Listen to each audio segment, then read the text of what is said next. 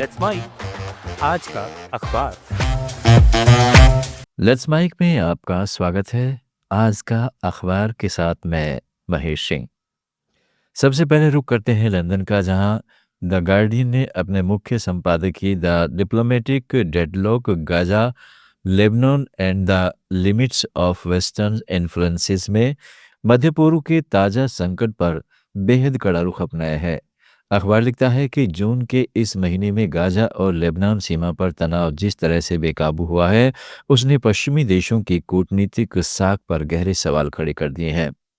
संपादकीय में साफ कहा गया है कि खोखली अपीलों का वक्त अब खत्म हो चुका है और अगर ब्रिटेन और उसके सहयोगियों ने तुरंत व्यवहारिक दबाव नहीं बनाया तो यह क्षेत्रीय संघर्ष एक बड़े वैश्विक टकराव में बदल जाएगा, जिसे रोकना फिर किसी के बस में नहीं होगा। अमेरिका की तरफ से चलें तो न्यूयॉर्क टाइम्स ने अपने संस्करण में the new tariff war, why the global trade race is hurting the consumer शीर्षक से एक बड़ा आर्थिक विश्लेषण और संपादकीय छापा है।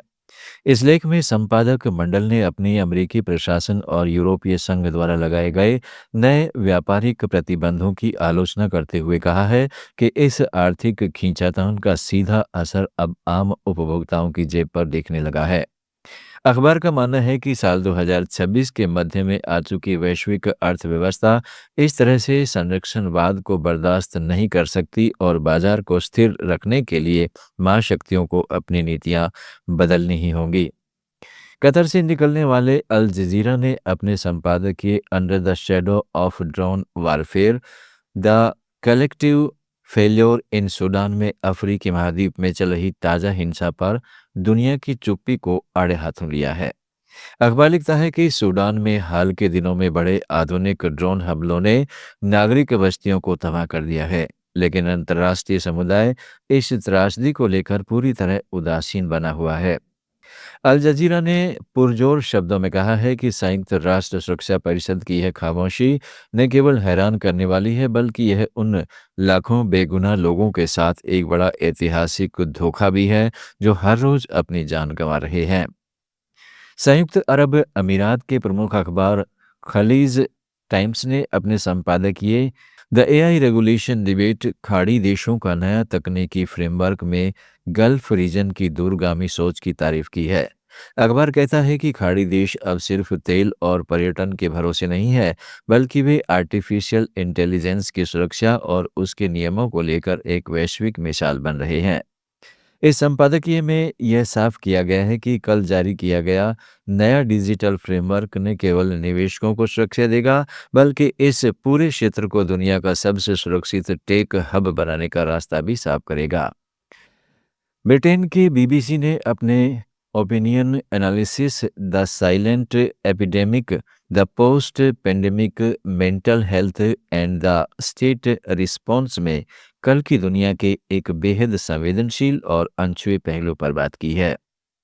इस लेख में बीबीसी के विश्लेषकों ने कहा है कि पिछले कुछ सालों के सामाजिक और आर्थिक तनाव के बाद दुनिया भर में मानसिक स्वास्थ्य से जुड़ी समस्याएं अचानक बहुत तेजी से बढ़ रही हैं। लेकिन सरकारी स्तर पर इस बुनियादी स्वास्थ्य ढांचे को पूरी तरह नजरअंदाज किया जा रहा है। लेख में इस बात पर जोर दिया गया है कि सरकारों को अब केवल आर्थिक आंकड़ों को सुधारने की होड़ से बाहर निकलकर अपने नागरिकों की मानसिक सेहत की फिक्र करनी होगी। वॉशिंगटन से प्रकाशित होने वाले वॉशिंगटन पोस्ट ने अमेरिकी घरेलू राजनीति और उसके वैश्विक असर पर केंद्रित संपादकीय द कांग्रेस की जंग, budget delay and its impact on international commitment लिखा है। अखबार का विश्लेषण है कि अमेरिकी संसद में बजट को लेकर चल रही खींचातान ने न केवल देश के भीतर अनिश्चितता पैदा कर दी है, बल्कि दुनिया भर के चल रहे अमेरिकी सहायता प्रोग्राम्स को भी रोक दिया है। संपादक ने चेतावनी दी है कि इस राजनीतिक गतिरोध के कारण वाशिंगटन की वैश्विक साख कमजोर हो रही है, जिसका सीधा फायदा उसके रणनीतिक प्रतिद्वंदी उठा सकते हैं।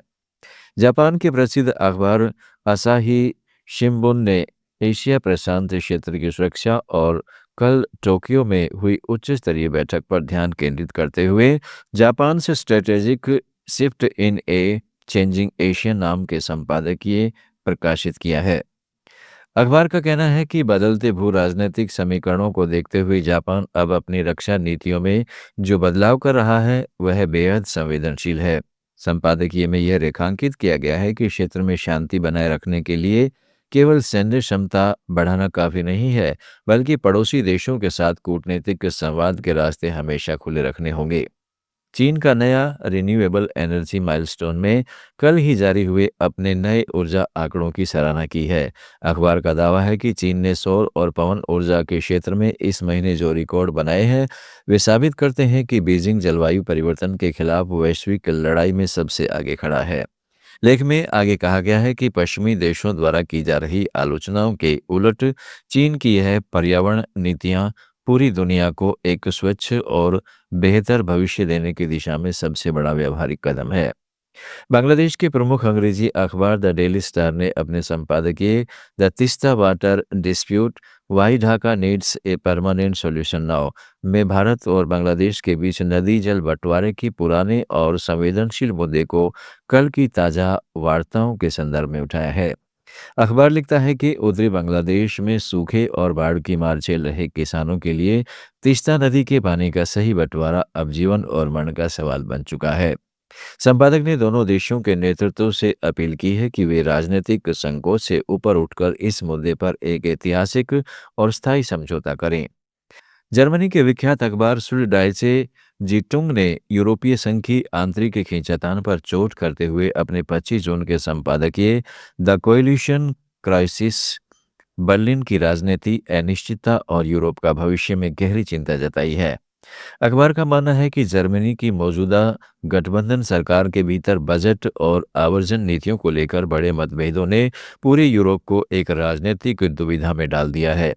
संपादक का तर्क है कि अगर यूरोप की सबसे बड़ी आर्थिक ताकत ही आंतरिक कलह से जूझेगी तो वह पूरे यूरोपीय संघ का नेतृत्व कैसे कर पाएगी। इटली के प्रमुख समाचार पत्र कोरिएरे डेला अपने कल के संपादकीय द मेडिटेरेनियन सिक्योरिटी इटली की नई नौसैनिक रणनीति में भूमध्य सागर के क्षेत्र में बढ़ती अंतर्राष्ट्रीय सैन्य गतिविधियों पर ध्यान खींचा है। अखबार का कहना है कि व्यापारिक मार्गों की सुरक्षा और प्रवासियों के अवैध आगमन को रोकने के लिए इटली ने जो नई नौसैनिक तैनाती की है वह समय की मांग है। संपादकीय में इस बात पर जोर दिया गया है कि भूमध्य सागर की सुरक्षा केवल इटली की जिम्मेदारी नहीं है, बल्कि पूरे यूरोपीय संघ को इसमें सक्रिय भूमिका निभानी होगी। आखिर में दक्षिण अफ्रीका के मशहूर अखबार द मेल एंड गार्जियन ने अपने कल के संपादकीय the youth unemployment crisis A taking time bomb for Pretoria में देश के सबसे बड़े सामाजिक संकट पर बात की है। अखबार लिखता है कि साल 2026 के मध्य तक आते आते देश के पढ़े लिखे युवाओं में बेरोजगारी का आंकड़ा एक खतरनाक स्तर पर पहुंच चुका है, जो किसी भी वक्त बड़े जन आक्रोश का रूप ले सकता है। संपादक ने सरकार को नसीहत दी है कि वे केवल कागजी नीतियां बनाने के बजाय जमीन पर उद्योगों को बढ़ावा दें ताकि युवाओं को रोजगार के वास्तविक अवसर मिल सकें। आज का अखबार में दोस्तों आज इतना ही। जुड़े रहें लेट्स माइक के साथ। आप सुन रहे थे let's mic more than radio. Follow कीजिए हमें हमारे सोशल मीडिया प्लेटफॉर्म्स पर। Marketing strategies, corporate stories, brand building ideas, marketing case studies और इनोवेशन एक अलग पर्सपेक्टिव से जो आपने कभी नहीं सुना होगा। Let's mic more than radio लेकर आ रहे हैं एक ऐसा ही unique show for all marketing aspirants, professionals, startups and entrepreneurs every Saturday at 11 a.m. The Marketing Show with Dr. Shekhar Trivedi, streaming exclusively on Let's Mic app and YouTube channel. इसे radio पे सुनने के लिए download करें Let's Mic app और visit www.letsmic.com। Let's Mic अब खबरें radio app पे। ये है मोर देन रेडियो।